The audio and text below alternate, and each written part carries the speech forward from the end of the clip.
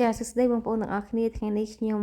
បង្ហាញបងប្អូនតាក់ទងទៅនឹងសកម្មភាពនៅស្រុកកំណើតរបស់ពូ IT ផងដែរហើយសាក់ទីមើលថាខ្ញុំទៅណាដែរនេះគឺថានាំកូនបងប្អូននឹងទៅ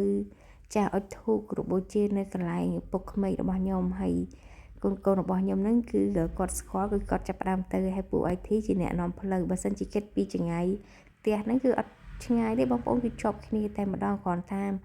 មួយរយៈក្រោយនេះគាត់ដាំដំណាំច្រើនទៅមើលទៅរៀងឃើញថាមានដំណាំខ្ពស់អីចឹងណាហើយនេះគឺជាដើមទ្របដែលគាត់បានប្រមូលផលហើយ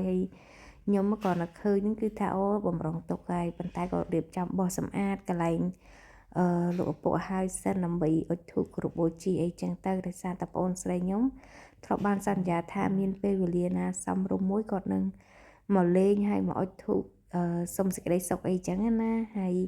រឿងហេតុហ្នឹងគឺរៀងវែងឆ្ងាយតិចតែខ្ញុំសុំអត់និយាយចឹងទៅហើយពួកអីទីចាប់ផ្ដើមរៀបចំអុជធូបបោះសម្អាតហ្នឹងទៅកូនចៅហ្នឹងគឺចាប់ផ្ដើមចាសួរគ្នាដេញដោលថាតើជាអ្នកណាអីចឹងជាពិសេសកូនប្រុសពៅខ្ញុំមកឆោលីថាតាអីចឹងទៅតាហ្នឹងណាគេហើយប្រាប់ថាតាហ្នឹងគឺប៉ាបោះប៉ានីអីចឹងទៅបានគេរៀងយល់គេដឹងអីខ្លះចឹងណាហើយឃើញយើងអុជធូបហ្នឹងក៏មិនភ្លេចដែរគឺចង់អុជធូបដែរអីចឹងទៅប៉ុន្តែដោយសារតែខ្ញុំនឹងពូ IT គឺសុំអុជមុនសិនហើយបន្ទាប់មកចាំតាមលេខរៀងអីចឹងទៅហើយការសុំបួងសួងរបស់ខ្ញុំគឺអត់មានអីច្រើនទេគ្រាន់តែសុំឲ្យលោកឪពុកក្មេកទៅកាន់សុគតិភពក៏ជាណាមានគ្រប់អីចឹងទៅតាមការបួងសួង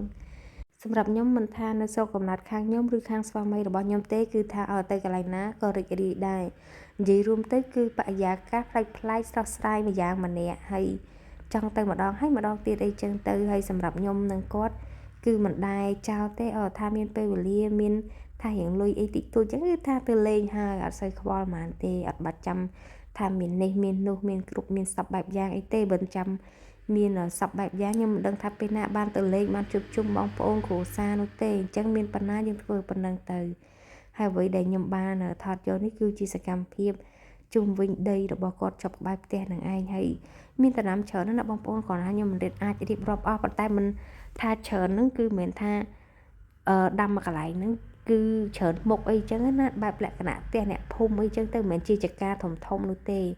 ហើយនៅលើផ្ទះគាត់ចឹងគឺថាមិនខ្វះទេអង្គបងប្អូនឃើញហើយសិតទៅស្រូវហើយមកកន្លែងមើលចែ